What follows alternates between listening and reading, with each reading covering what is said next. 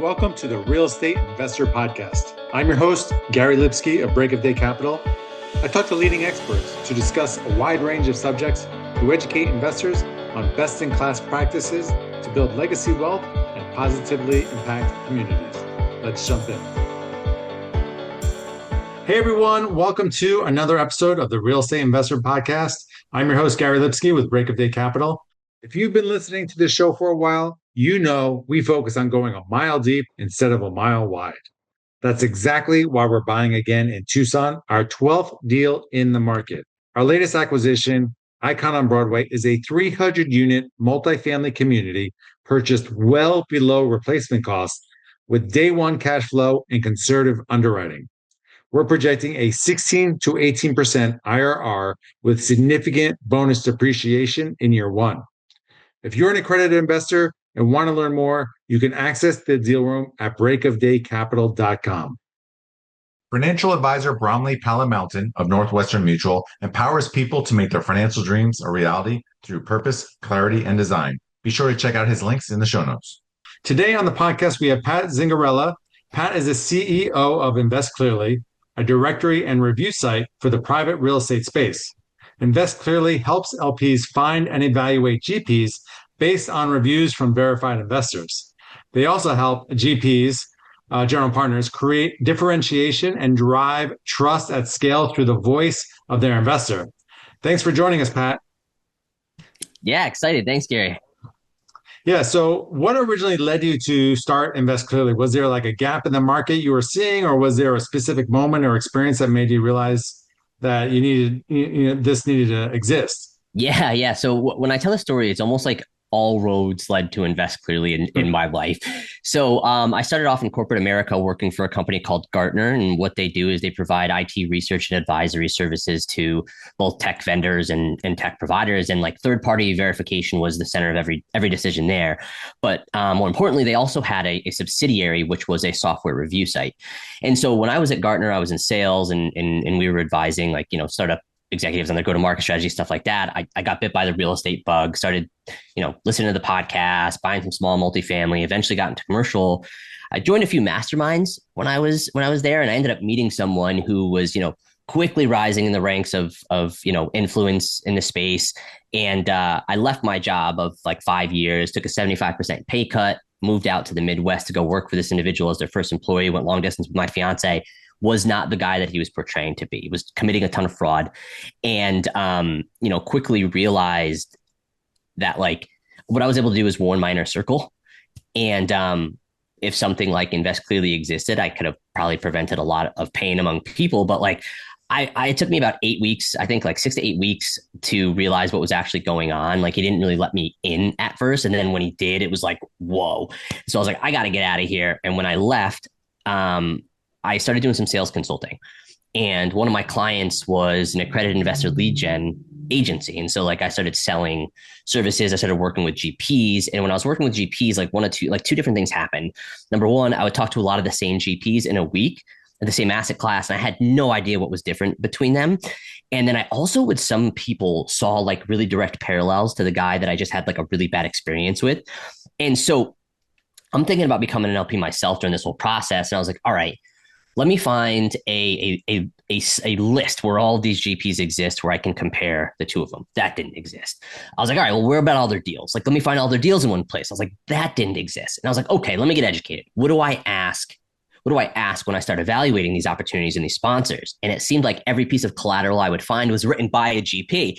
And I was like, well, that's not very objective. And so like the experience at Gartner, the experience with the fraudulent commercial real estate investor, and then the experience, selling in this industry all led to Invest Clearly. I love it. Yeah. I wish there was something like this when I started, because, you don't know what you don't know. And certainly getting reviews definitely helps. I want my investors to review me because I'm proud of the work we've done. And this will help drive, other investors to come and see these reviews and to really separate ourselves. Yeah, it's really hard for GPs right now. I mean, the great ones too, that's how people are looking at it, is like it's a differentiation tool, right? Like I talk to a lot of people in everyone's mindset is like, oh, you'll be quick to write a negative review. We're seeing the opposite. Like we're really weighted in the positive side of things. But like the GPs that are using this really, really well is because as they talk to investors right now, they're really struggling with conversion rates and speed to closing capital compared to a few years ago. And it's all because these investors went through a lot, right? There was a lot of pain coming out of this 2020 to 2021, floating rate. A lot of people getting burned. And so the hard part with GPs that are doing really, really great things is they're still being bucketed into the experience that wiped out the other investors. And so like, there's not many tools that it's like, hey, you don't know if I'm going to do what I say I do, or if you'll experience the same thing with me that you just experienced. Go listen to what my investors are actually saying. And so that's kind of one of the reasons why we did it as well. Yeah, and no one expects someone to have an absolutely perfect record because you probably haven't done enough deals or you're lying. I mean, it's just hard to have 100% perfect record, but it's how you go through, how you've communicated during the tough times. Were you transparent? That is really important for investors to find out as well. Yeah, I would say, most important. Like, I would say I talk to investors that may have had bad experiences, and they'll talk about the financial returns or lack thereof for a couple minutes, and then really harp on the fact that they just haven't heard from their GPs. Like that, when people ask me what is the biggest theme I see across reviews, it's communicate the breakdown of communication. That's 100%. So, what differentiates Invest Clearly from maybe some other sites that are trying to do something similar? Maybe they don't have as many, Yeah. reviews or whatnot. Talk through that. Yeah, sure. So we have a few different differentiators that really, really sets us apart. Number one, we are fully public, meaning we don't paywall, we don't gatekeep our reviews. So like you don't even need to sign up for the site to use it. An investor can go on, read reviews. We've seen a lot of other, I would say, companies try to go like the community route and paywall and gatekeep, and we just don't think that's the right approach. Our other biggest differentiator is the fact that like we verify every investor has actually placed capital with the sponsor they're reviewing before it's been published. And the way that works is it's part of the actual review workflow, and then it goes to a moderator to make sure everything lines up, and then we published. Right. I think those two are the biggest ones, and we are 100% and completely objective. So like the way we're compensated. I'll tell you how we're not compensated. Like we're not take a piece of any deal. We're not registered with any regulatory agency. We have no other other review platforms, I would say, have like a almost like a conflict of interest built in, where there's some sort of misalignment to sponsor what I would say like success, when we're like completely objective. And if we were to ever compromise on that, we would lose the trust of the LP and the whole business would fall apart. And so those three things make us really different than anyone else. Nice. I love it. I love it. But where do you see the biggest disconnect between what's marketed and what actually happens in the deals these days? It's a really, really, really good question.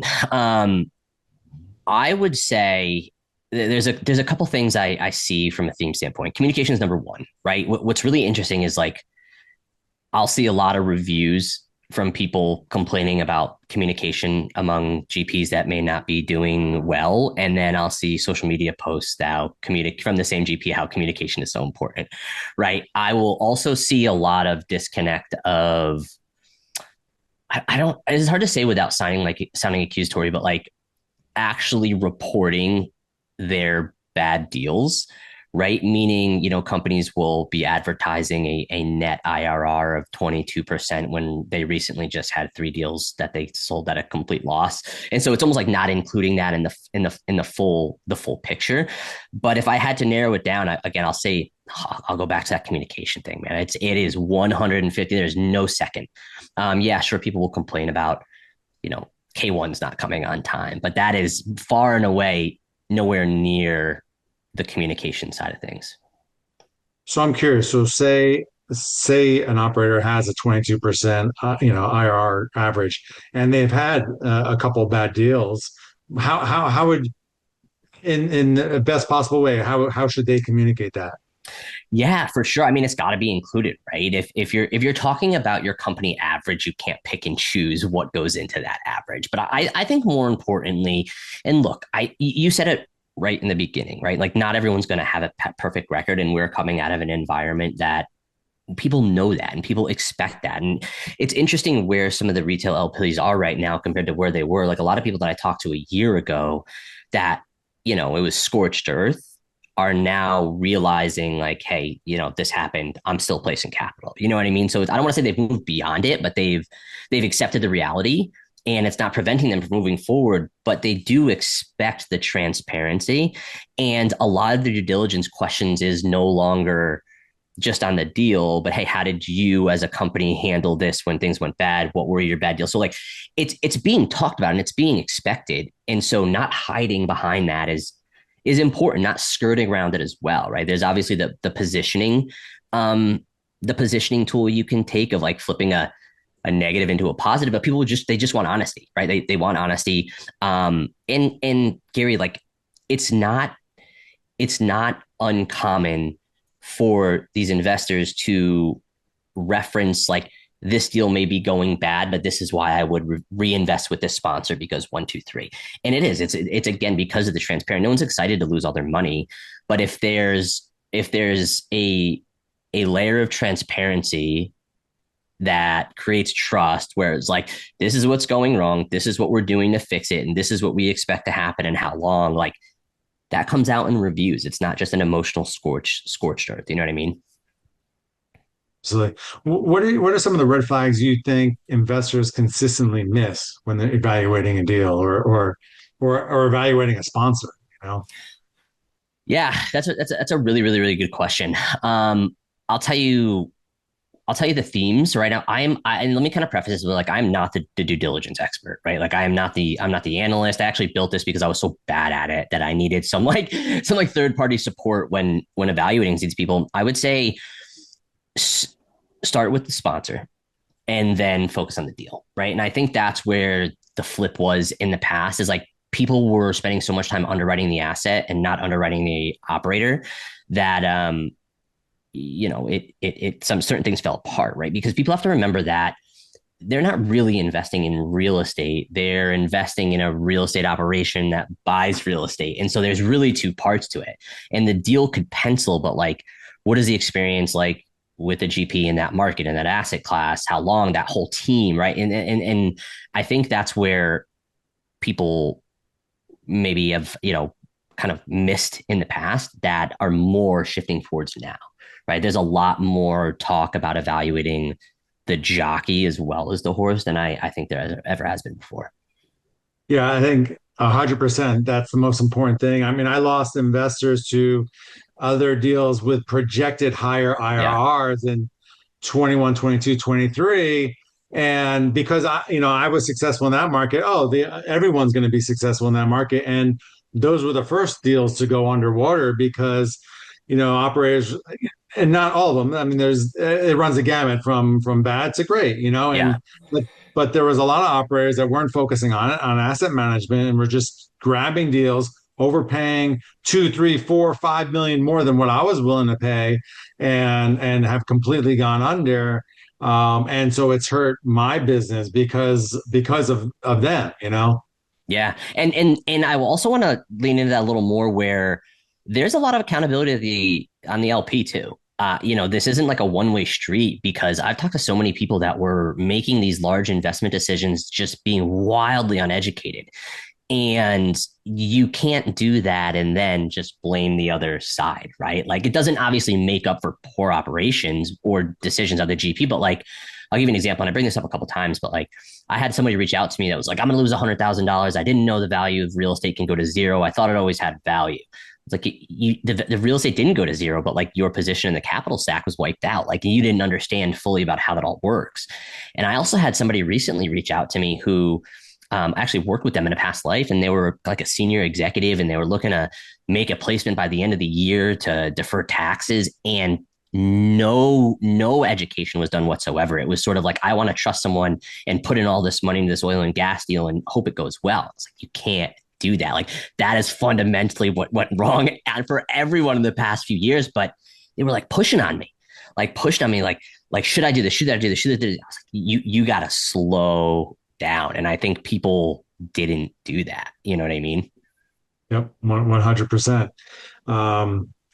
Yeah, for those that have been burned, from those deals, and it was everything was gravy. When rental rates are growing, 10% more every year, and obviously those deals in 2020, 21, 22, we've lost 35% of value just Yeah. because of cap rate expansion.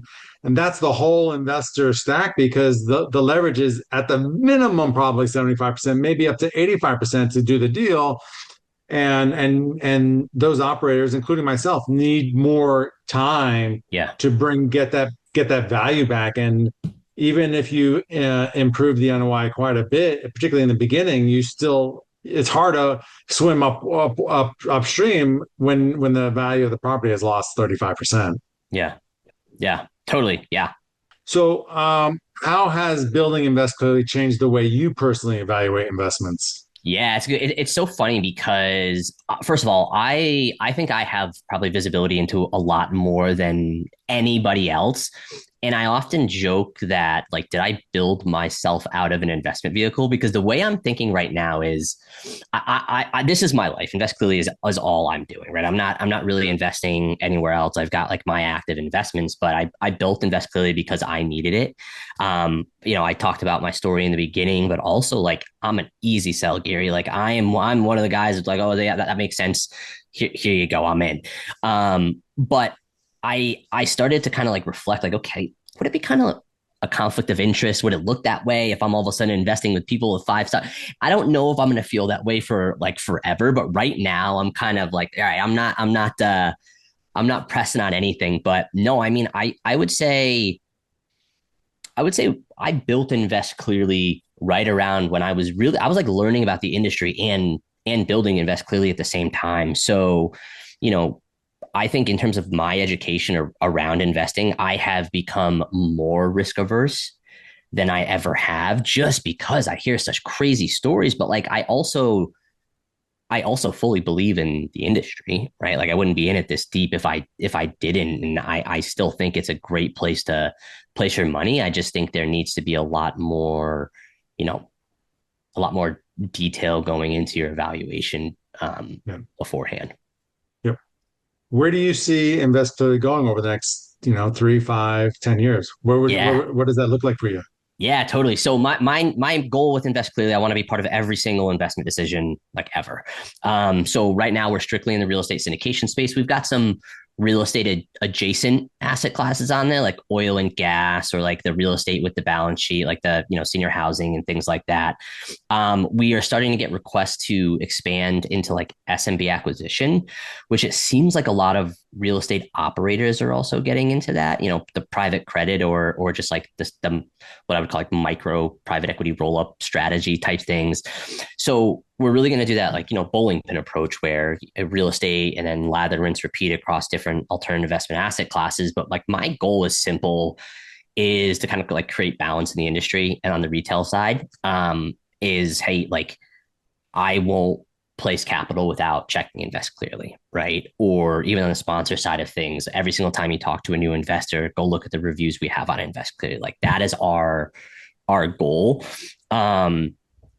And then yeah, down the road, yeah, that's really the North Star. Nice, nice. How many sponsors are reviewed on your platform and how many total reviews so Yeah, far? good question. So sponsors reviewed, I think right now we're over 200 companies with reviews. Wow. Yeah, it's pretty cool. It's we're knocking on the door at 1,000 reviews total. We have 1,500 sponsors listed. Not everybody's involved.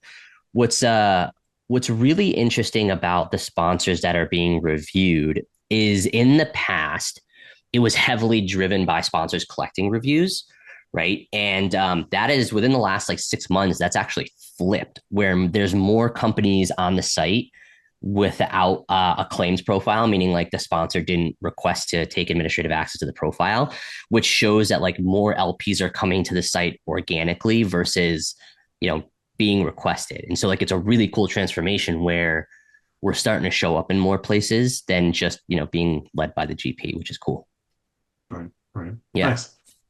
Yeah, if you're a GP, check it out, see what people are saying about you, and maybe, that's you get some good feedback on what, on how you're doing.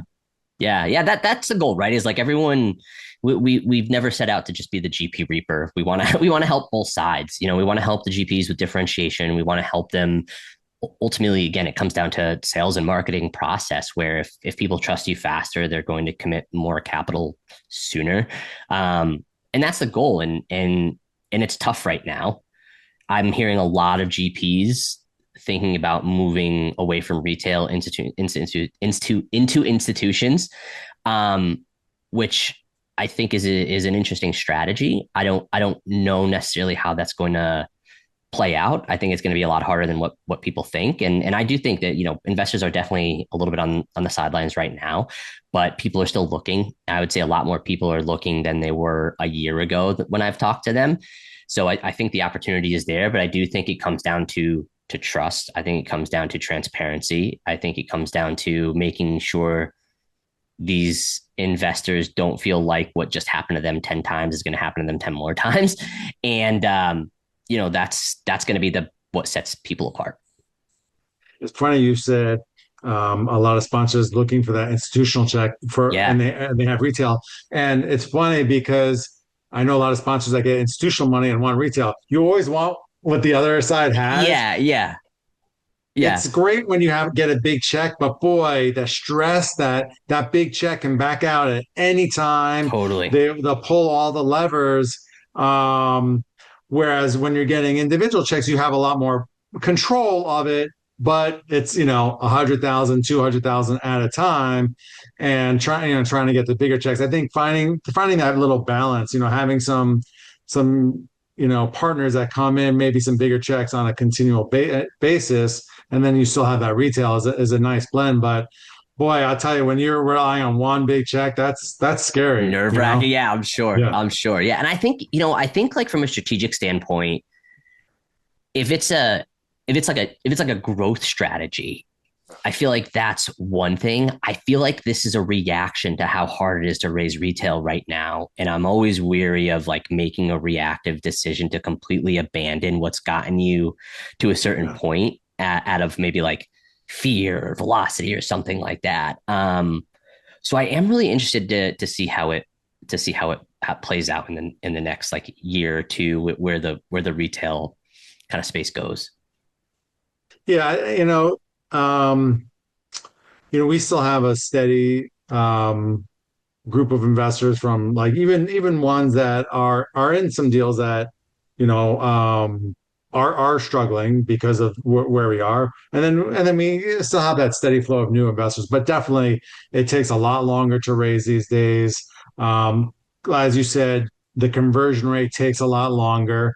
Not a bad thing from an investor standpoint. You want them to do their Yeah. due diligence and whatnot, but yeah, it's every operator I speak to is it takes a lot longer, and it's a lot more stressful Yeah. raising the capital. But Costs a lot more too. yeah, What you would have like your cost of capital from 3 years ago compared to now, it's a different world. And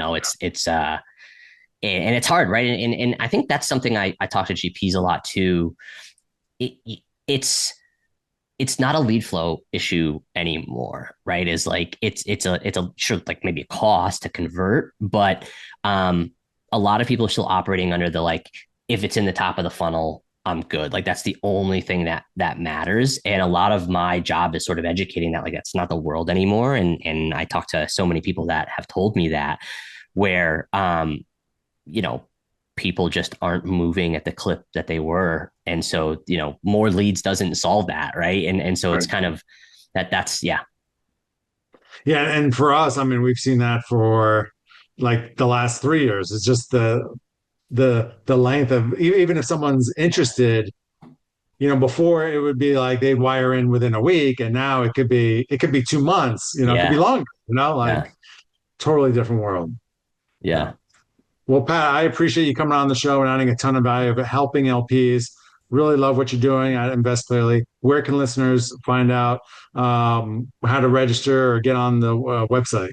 Yeah, well, thank you for having me, Gary. So it's investclearly.com. You can also reach out to me, Pat at investclearly.com. I am always available. I'm also active on LinkedIn. So any of those three places, you'll get us. Awesome. Well, thanks so much for joining us. If you like this episode, please like, subscribe, and leave a comment so we can reach more people. This is Gary Lipsky signing off. I'll be back next week with another informative episode on the Real Estate Investor Podcast. To all of our listeners, thanks for joining us. And if you like this episode, please head over to iTunes or Stitcher and like, subscribe, and leave a review, as it will help us reach more people. And if you'd like to learn more about what we do at Break of Day Capital, head over to our website at breakofdaycapital.com and sign up for our newsletter and fill out our investor application. We'll talk to you next week.